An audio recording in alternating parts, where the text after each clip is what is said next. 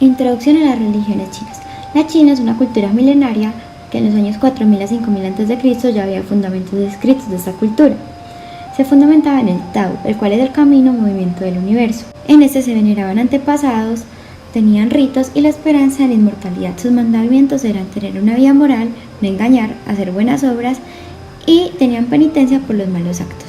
Del Tao nació el taoísmo, el cual se dio por una revelación a un maestro iluminado por el Altísimo. Este era Lao Tse, en el siglo IV a.C. Esto se enfoca principalmente en la salud. La salud se mantiene con la confesión y la curación a los enfermos, por ejemplo la acupuntura. Esto le da la prioridad a la individualidad, a lo interior. Luego de esto, 500 años antes de Cristo, un pensador llamado Confucio creó el confucianismo, el cual se centra en actuar con bondad, afecto y benevolencia. Este crea la ética básica común. Es una filosofía humanística que se enfoca en lo social, en lo externo, la cual no es mística. En esta es más importante lo moral que lo religioso. Se enfoca más en los vivos, es decir, la relación entre los hombres. Estos honran a los dioses, pero se mantienen alejados de estos. Se basa en la reciprocidad, es decir, lo que no quieres para ti, no lo hagas a los demás. La piedra angular de esto es la familia y la sociedad. Todos los problemas se solucionan por consenso, nunca por confrontación. Continúa la evolución de la humanidad y nacen las religiones místicas. El hinduismo y 500 años antes de Cristo, el budismo. Al funcionar también el confucianismo como el taoísmo, se unen los dos, tanto lo interno como lo externo, conociéndolo como el yin y el yang. Todo tiene dos lados. 200 años después de Cristo cae el Imperio Han. En este momento el budismo toma fuerza, creándose en China el budismo Chan. Posteriormente en la China entraron las religiones proféticas como el judaísmo y el cristianismo.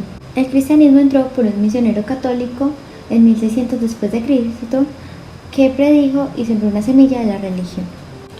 En el siglo XX Mao Zedong intentó implementar el comunismo en la China y quiso erradicar las religiones. Posteriormente se deja libre con las religiones con la condición de no meterse en la política. El yin y el yang. Su símbolo se trata de uno de los símbolos más importantes del taoísmo, una tradición filosófica y religiosa la cual es de origen chino, la cual busca vivir en armonía con el Tao, o sea, el principio de todo lo que existe.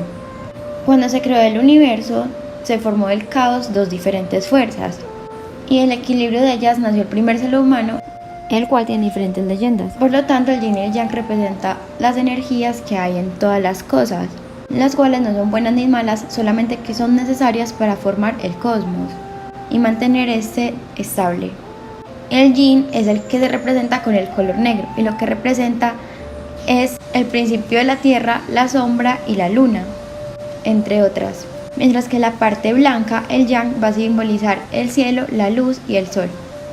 Aunque consultando un poco, el color más importante ahora no es el blanco, ya que este significa más que todo muerte.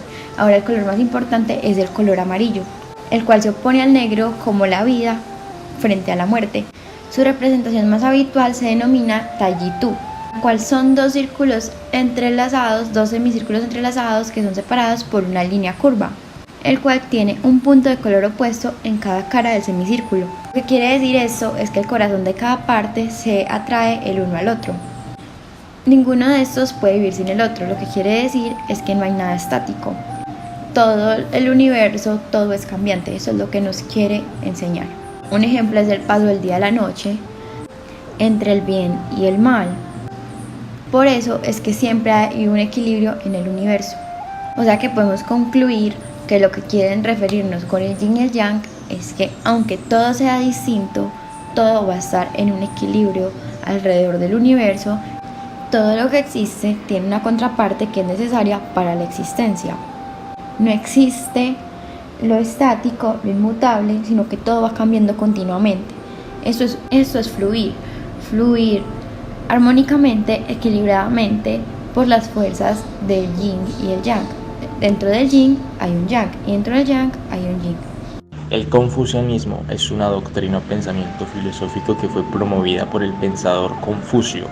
Confucio deriva de Kung Fu Tzu, que literalmente significa el maestro Kung. Confucio nació en el 551 a.C. en Zhao, al noreste de China. Vivió en una época feudal bajo el poder central de la dinastía Zhou. Confucio, en su intento constante de ocuparse del problema político, no fue un revolucionario, sino un restaurador, pues utilizó los libros clásicos de los pensadores anónimos de la tradición china para reinterpretarlos en un sentido ético, y logró éxito debido a su gran simplicidad y debilidad doctrinal.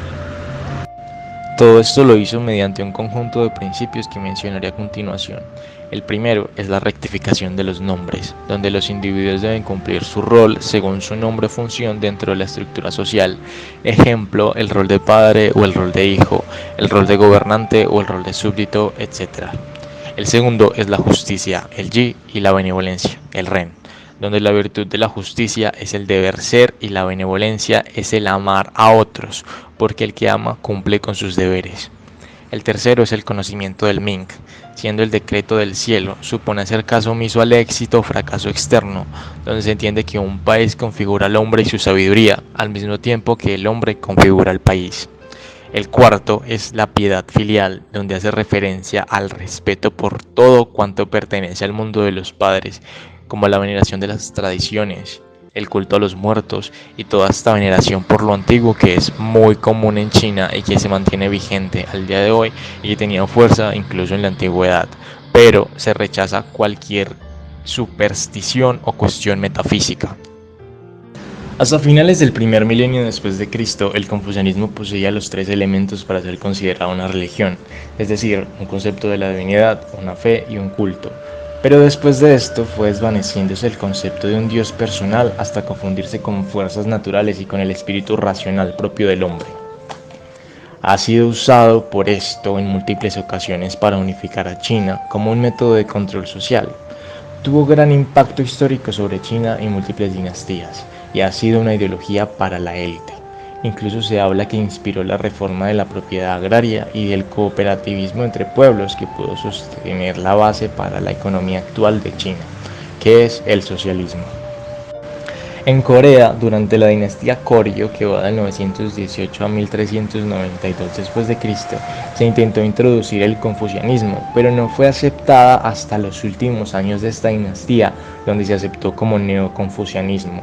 Aún así, se necesitaron de 2 siglos y medio más y de condiciones apropiadas para que el neoconfucianismo pudiera arraigarse firmemente en la sociedad, después de ser obstaculizado por el sistema parentesco del budismo. Esto ocurrió después de la Guerra de los 7 años entre Corea y Japón. Esta variante de confucianismo, es decir, el neoconfucianismo, se basa en la teoría de que el Li y el Qi se habían combinado para conducir a la creación del universo, siendo el Li el principio universal e inmutable y el Qi como las fuerzas fenomenológicas y variables.